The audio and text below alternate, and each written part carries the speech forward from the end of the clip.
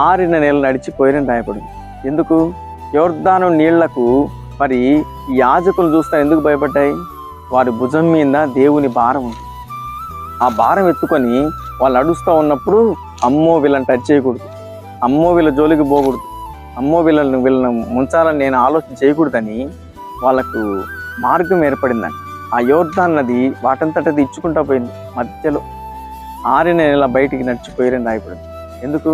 ఈరోజు సేవా భారం కలిగి ఉన్నావా? సువార్త భారం కలిగి ఉన్నావా? సంఘంలో పరిచర్లో నేను చేస్తాను ప్రభు అని ముందుండి చేసే వ్యక్తిగా నువ్వు ఉన్నావా? ఈరోజు చాలామంది ఏం చేస్తారంటే దాచుకుంటారు, డబ్బు దాచుకుంటారు, పనికి దాచుకుంటారు, ఎక్కడికైనా పిలిస్తే మాకు ఆ పని ఉంది ఈ పని ఉంది అని చెప్తారు. మరి ఆ భారం మోయకపోతే నీ ఇంట్లో శ్రమ, నీకు రోగం, నీ ఇంట్లో సమస్యలు అక్కడంతా అవే పుడతాయండి.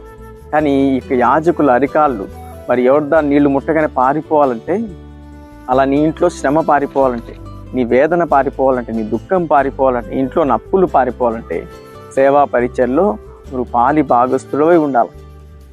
అన్ని విషయాల్లో నేను మోస్తాను ప్రభువా, ఆ పని నాకు నేను చేస్తాను, రాత్రింపగలు మేలుకొనేనా నీ పని చేస్తానని భుజం మీద ఆ భారం పెట్టుకున్నప్పుడు నీ ఇంట్లో శ్రమ, దుఃఖం, వేదన, కరువు, మరి దరిద్రత అంతా కూడా నిన్ను చూడగానే పారిపోతుంది.